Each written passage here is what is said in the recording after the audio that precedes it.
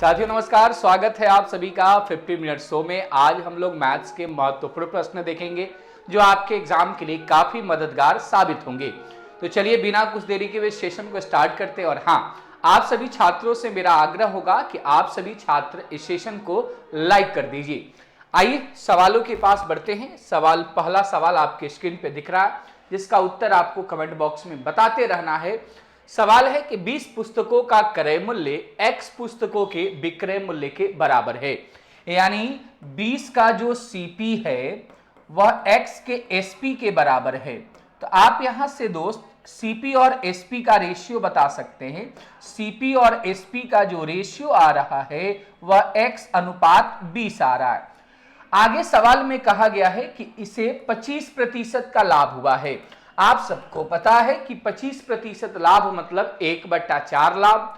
1/4 लाभ मतलब 4 में खरीदा है, 1 का लाभ हुआ है, तो जाहिर सी बात है 5 में बेचेगा। यानी हम इस प्रतिशत को भी CP और SP का रेशियो दे सकते थे। हमने पता किया कि CP अगर 4 होगा तो SP 5 होगा। जरा गौर करिए, ये भी CP SP का रेशियो है, ये भी CP SP का ही रेशियो है। आप इसे प्रोपोर्शन के मेथड से सॉल्व कर सकते हैं, या आप ऐसा भी तो कह सकते हैं कि सर CP SP का रेशियो X/20 है और आप कह रहे हैं 4/5 है, तो 5 से 4 कटा X का मान हो जाएगा 16। या आप ऑप्शन के आधार पे भी बना सकते थे कि ऑप्शन रख लेते, जहां भी 25% प्रॉफिट होता वही आपका आंसर करेक्ट हो जाता। आइए अगले सवाल की बात करते हैं। ये सवाल आपको उत्तर देना है कमेंट बॉक्स में कि क्या इसका सही उत्तर होगा। और मैं आप सभी छात्रों से रिक्वेस्ट करूंगा, जो भी छात्र सेशन को देख रहे हैं वो कमेंट बॉक्स में जैसे ही मैं सवाल बताऊं आप उसको स्टॉप कर दीजिए, खुद से बनाइए, कमेंट करिए और फिर मेरा एक्सप्लेनेशन आपको देखना है। जी हाँ, सवाल है कि 48 सेंटीमीटर त्रिज्या वाले अर्धगोले को पिघलाकर 8 सेंटीमीटर त्रिज्या वाले कितनी गोलाकार गेंदें बनाई जा सकती है। जब आप पिघलाकर दूसरी आकृति बनाते हैं तो जितना आयतन पहले का रहता है उतना ही आयतन बाद में भी रहता है। या आप यूं कह दें कि पहले वाला टोटल आयतन में से अगर हम एक गोले के आयतन को भाग लगा देंगे तो कितने गोले बनेंगे वो हम पता कर सकते हैं। चलिए, पहले वो अर्धगोला था तो अर्धगोले का आयतन होता है 2/3 πr3, जिसमें r का मान है 48। 48 का हो जाएगा ये क्यूब, या आप 48 को 3 बार लिख सकते हैं। ये तो हो गया सर टोटल आयतन, और हम बना रहे हैं गोला, तो गोले के एक के आयतन को भाग लगा देंगे तो गेंदों की संख्या निकल जाएगी। यानी एक गोले का आयतन क्या होता है 4/3 πr3 होता है। r हमारे पास 8 है तो 8 का क्यूब हो गया। आपको साफ साफ दिख रहा है पाई से पाई कटते हुए, 3 से 3 कटते हुए, 2 से 2 कटते हुए। 2 से हमारा ये 24 कट रहा है, 8 से हो गया 3, ये 8 से हो गया 6, ये 8 से हो गया 6, तो 6 के 36 तियां 108 आपको गोले बनेंगे। इस सवाल का जो सही उत्तर होगा वो ऑप्शन से क्या हो जाएगा, सी करेक्ट हो जाएगा। अगले सवाल का आपको उत्तर देना है कि x y के साथ व्युत्क्रमानुपाती विचरण करता है जब x का मान 3.5 और y का मान 2, जब x का मान 3.5 है तब y 2.4 है, तो जब x 5.6 होगा तो y का मान क्या होगा। आपको यहां पे दिख रहा है व्युत्क्रमानुपाती विचरण करता है, मतलब इन दोनों को गुणा करने पे जो वैल्यू निकलेगा हमेशा कांस्टेंट निकलेगा, स्थिरांक हो जाएगा। यानी मैं कहूं पहले वाले में स्थिरांक क्या था तो 3.5 × 2.4 था, यही कांस्टेंट था। अच्छा, इस वाले में x का मान 5.6 बताया गया है, y का मान नहीं बताया गया है, तो यहां भी गुणा करने से हमें वह स्थिरांक पता चल गया। चूंकि कांस्टेंट है तो कांस्टेंट हमेशा क्या होते हैं, बराबर होते हैं। आप देख रहे हैं कि पॉइंट से पॉइंट कट रहा है, 8 से 7 हुआ, 8 से 3 हुआ, 7 से कटेगा ये 0.5 से, तो y का मान 0.5 में 3 से गुणा कर दीजिए, 1.5 हो जाएगा। इस सवाल का सही उत्तर आपका ऑप्शन से ए हो जाएगा। जो मैंने तरीका आपको बताया है उसी तरीके के अनुसार 50 मिनट शो करना है। जैसे ही सवाल आएगा आपको उसको स्टॉप कर लेना है, पहले बना लेना है, आंसर कमेंट बॉक्स में दे देना है और फिर आपको इसका एक्सप्लेनेशन देखना है। और हाँ, अभी तक आपने सेशन को लाइक नहीं किया है तो सेशन को आपको लाइक भी कर देना है। चलिए आगे बढ़ते हैं दोस्त। ये सवाल आ गया कि यदि 2 बराबर x + 1/1 + 1/, 5 + 1/2 है, तो x का मान आपको ज्ञात करना है। साफ साफ दिख रहा है कि पहले हम सबसे नीचे वाले को सॉल्व करेंगे। 5 में 1/2 जोड़ेंगे तो हमारा 11/2 आएगा। अच्छा, 1 में जब हम 11/2 भाग लगाएंगे तो 11/2 पलट जाएगा, 2/11 होगा। अच्छा, 1 में अगर हम 2/11 जोड़ेंगे तो ये हमारा 13/11 होगा। अब आप देख रहे हैं कि 1 को अगर हम 13/11 से भाग लगाएंगे तो ये 11/13 हो जाएगा, और इधर हमारे पास 2 बराबर x+ बचा हुआ है। अगर हम कहें x बराबर क्या होगा, तो हम क्यों ना 11/13 को 2 से घटा लेते हैं, और घटाएंगे तो 13 दूनी 26 में से 11 घटेगा, 15/13 हो जाएगा। आपका उत्तर ऑप्शन से क्या हो जाएगा, बी करेक्ट हो जाएगा। तो आप भली बात ही समझ रहे हैं, इस सवाल का जो आंसर होगा वो बी करेक्ट हो जाएगा।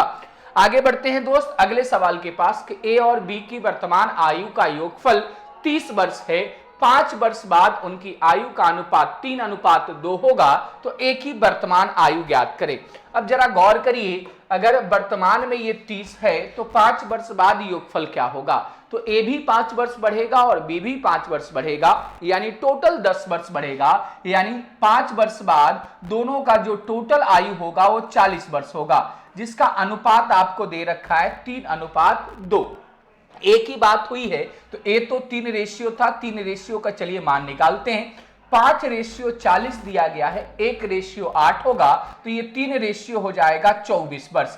लेकिन ये जो आपने 24 वर्ष निकाला, ये कब का रेशियो था, 5 वर्ष बाद का था, यानी ये 5 वर्ष बाद की आयु निकली है, और हमसे वर्तमान पूछ रहा है, तो कोई 5 वर्ष बाद 24 का हो जाएगा, तो वर्तमान में उसकी आयु कितनी होगी, 5 वर्ष कम होगी, यानी 19 वर्ष हो जाएगी। आपका उत्तर क्या हो जाएगा, ऑप्शन से बी करेक्ट हो जाएगा। ये बात भी हम समझ चुके हैं। अगले सवाल का आपको उत्तर बताना है कि यदि 9 अंकों की संख्या 9, 8, 5, x, 3, 6, 7, 8y संख्या 72 से विभाज्य है, तो 4x - 3y का मान क्या होगा। आप जानते हैं दोस्त कि अगर इसको 72 से विभाज्य होना है तो इसे 8 से भी कटना पड़ेगा और 9 से भी कटना पड़ेगा। 8 का क्या रूल होता है कि अंतिम 3 अंक 8 से कट जाना चाहिए।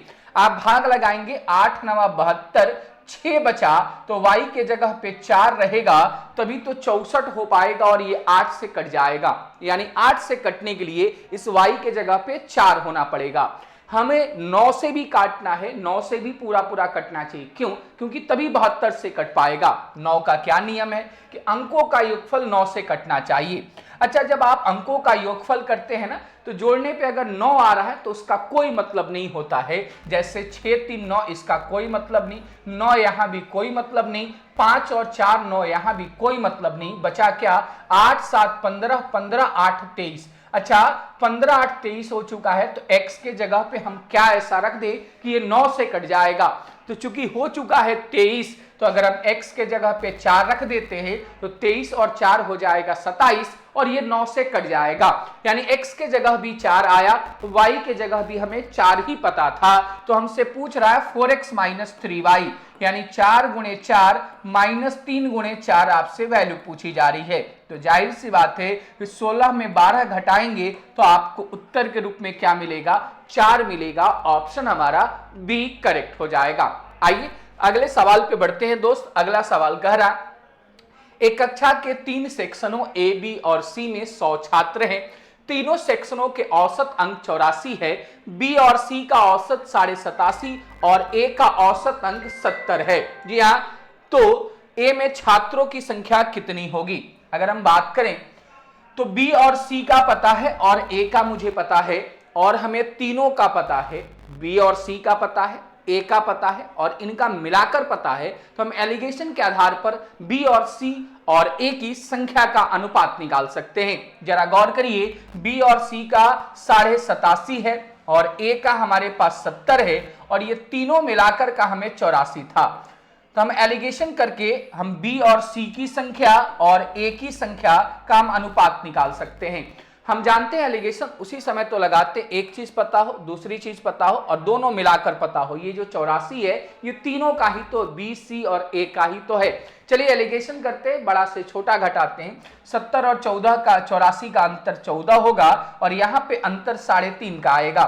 आप इसे और छोटा करेंगे तो 4 से कट रहा है, ये अनुपात होगा 4:1। इनकी संख्या का अनुपात हो जाएगा 4:1। अच्छा देखिए इन तीनों की संख्या मिलाकर कितने हैं, 100 छात्र हैं। ये तीनों मिलाकर हमें दिया गया है 100 छात्र, तो हमसे पूछा जा रहा है एक की संख्या क्या होगी, यानी इस 4 रेशियो का मान क्या होगा। आपको दिख रहा है कि ये तीनों मिलाकर 100 है, यानी 5 रेशियो का मान है हमारे पास 100, तो एक रेशियो का मान 20 होगा। तो ये 4 रेशियो, तो ये तो बी प्लस सी का था, हमसे ए का पूछा गया है तो एक का मान निकाल लेते हैं। 5 रेशियो का मान 100 है तो एक रेशियो का मान क्या होगा, 20 होगा, यानी ए में छात्रों की संख्या क्या होगी, 20 होगी। बड़ा ही एक खूबसूरत सवाल होता है जिसे एलिगेशन के माध्यम से हम जल्दी से इन सवालों को सॉल्व कर पाते हैं। आगे बढ़ते हैं दोस्त, अगला सवाल देखिए कि साधारण ब्याज की दर से कोई राशि 7 वर्ष में दोगुनी हो जाती है तो उतनी ही राशि उसी ब्याज दर पर कितने वर्षों में 4 गुनी होगी। अगर मैं साधारण ब्याज की बात करूं तो कहीं पे अगर ऐसा लिखा होता है कि T1 वर्ष में कुछ गुना हो गया, मान लीजिए N1 गुना हो गया, N1 गुनी, और T2 वर्ष में वही राशि जो है N2 गुनी हो जाती है, तो आपको पता है कि साधारण ब्याज का अनुपात समय का अनुपात होता है, तो T1 बाई T2 का जो रेशियो होगा ये गुनी हो जाने का मतलब मिश्रधन है, 1 से घटाना होगा, यानी N1 minus 1 by N2 minus 1, यही रेशियो जो होता है वो साधारण ब्याज में आपको काम पड़ता है। वैसे यहां भी सवाल सेम है कि 7 वर्ष में दिया गया है आपको 2 गुनी, तो पूछा गया है कितनी वर्ष में, मान लेते हैं x वर्ष में, ये हो जाएगा 4 गुनी। अगर हम यहाँ पे रेशियो निकालने का प्रयास करें तो जो टाइम का सर रेशियो होगा वह इसमें से 1 घटाना होगा, 2 में से 1 घटाएंगे 1 होगा, 4 में से 1 घटाएंगे 3 होगा, यानी x का मान आ जाएगा 21, यानी आपका उत्तर क्या हो जाएगा, ऑप्शन से सी करेक्ट हो जाएगा, 21 गुनी हो जाएगी। आगे बढ़ते हैं, और हाँ अभी तक आपने सेशन को लाइक नहीं किया है तो सेशन को आपको लाइक कर देना है। ये सवाल देखिए कि ए किसी काम को 21 दिनों में कर सकता है, बी उसे 42 दिनों में कर सकता है यदि वे 7 दिन एक साथ काम करते हैं। एक 21 दिन में कर सकता है, एक 42 दिन में कर सकता है, तो काम हो गया है 42। ये डेली 2 करता है, ये डेली 1 करता है।